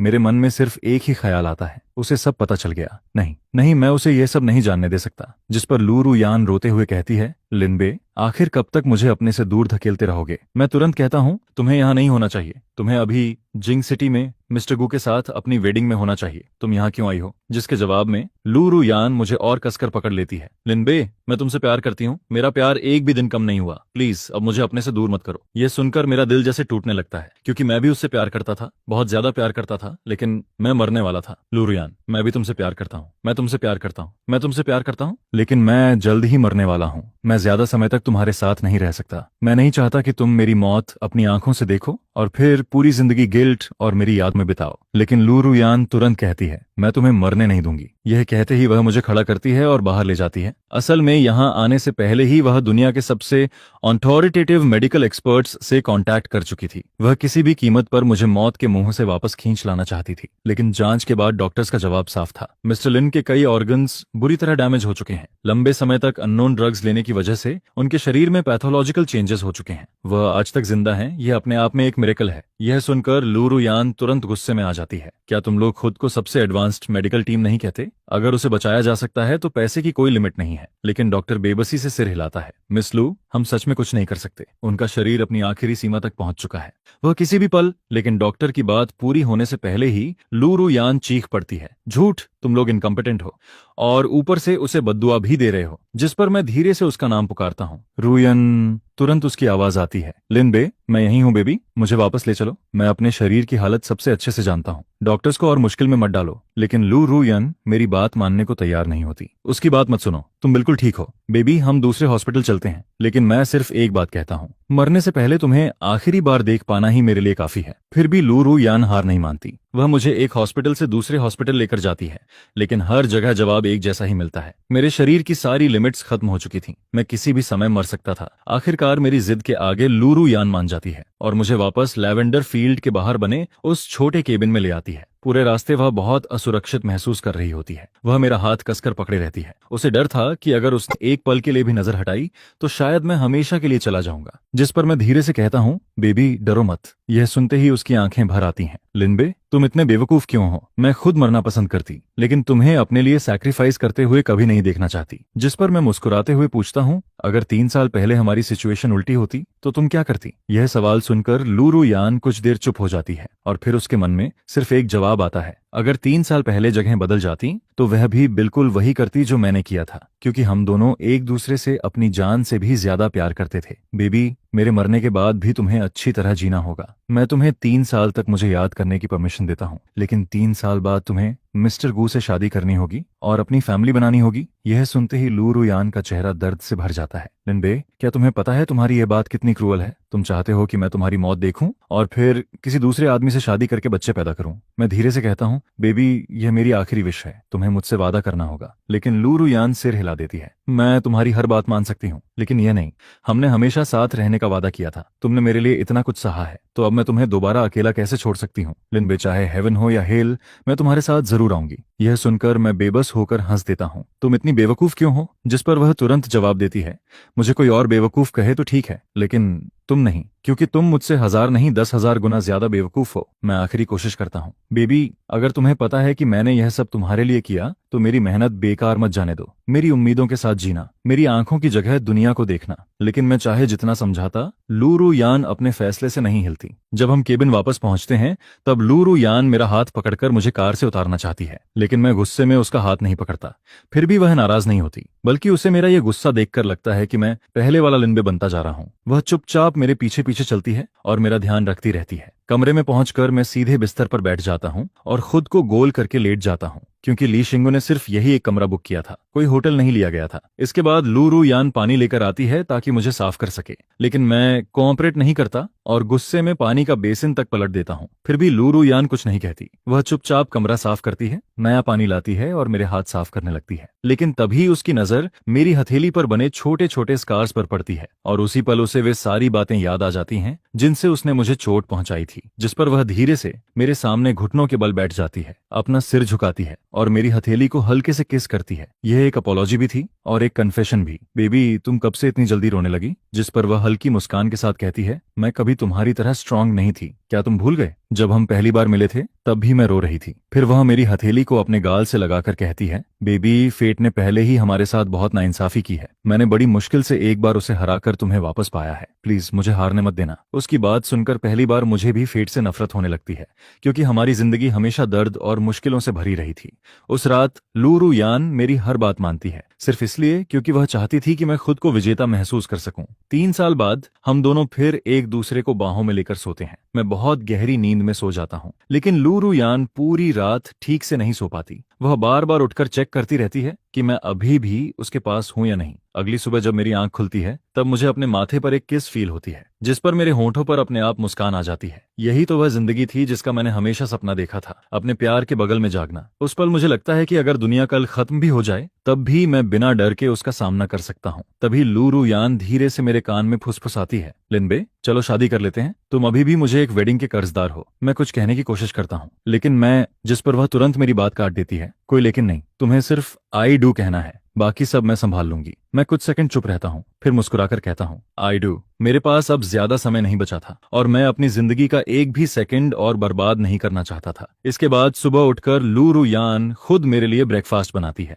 हम दोनों साथ बैठकर खाना खाते हैं, फिर लोकल ऑफिस जाकर मैरिज लाइसेंस बनवाते हैं और इस तरह हमारी वेडिंग बहुत सिंपल तरीके से शुरू होती है। अनंत तक फैले हुए बैंगनी लैवेंडर फील्ड के बीच हमारी सिंपल वेडिंग शुरू होती है। ऑनफिशिएंट मुस्कुराते हुए पूछता है, लिनबे, क्या तुम लू रू यान को अपनी पत्नी के रूप में स्वीकार करते हो? क्या तुम उसे प्यार करोगे, उसका साथ दोगे, बीमारी और सेहत दोनों में उसके साथ खड़े रहोगे? अमीर हो या गरीब, बाकी सभी लोगों को छोड़कर सिर्फ उसी को चुनोगे और जब तक तुम दोनों जिंदा हो एक साथ ही उसके साथ रहोगे? जिस पर मैं बिना किसी हिचकिचाहट के जवाब देता हूँ, आई डू। इसके बाद ऑनफिशिएंट लू रू यान की तरफ मुड़कर पूछता है, लू रू यान, क्या तुम लिनबे को अपने पति के रूप में स्वीकार करती हो? क्या तुम उसे प्यार करोगी, उसका साथ दोगी, बीमारी और सेहत दोनों में उसके साथ खड़ी रहोगी? अमीर हो या गरीब, बाकी सभी लोगों को छोड़कर सिर्फ उसी को चुनोगी और जब तक तुम दोनों जिंदा हो उसके साथ रहोगी? जिस पर लू रू यान की आंखों में आंसू भर आते हैं और वह मुस्कुराते हुए कहती है, आई डू। यह सुनकर ऑफिशिएंट मुस्कुराता है, अब आप ब्राइड को किस कर सकते हैं? जिस पर मैं धीरे धीरे उसकी तरफ झुकता हूँ, बिल्कुल हमारी पहली किस की तरह, नर्वस भी, एक्साइटेड भी और प्यार से भरी हुई। उसी समय एक हल्की हवा चलती है जो लैवेंडर फ्लावर्स की खुशबू अपने साथ लेकर आती है, मानो पूरी नेचर हमारी इस शादी को अपना आशीर्वाद दे रही हो। शादी के बाद मेरे शरीर की हालत और ज्यादा कमजोर होने लगती है। अक्सर ऐसा होता है कि मैं पूरा दिन सोता रहता हूँ और उन पलों में लू रू यान हमेशा मेरे पास बैठी रहती है, बिल्कुल किसी स्टैचू की तरह। वह हिलती तक नहीं, ऐसा लगता है जैसे वह सांस लेना भी भूल गई हो, जब तक कि मैं दोबारा अपनी आंखें नहीं खोल देता।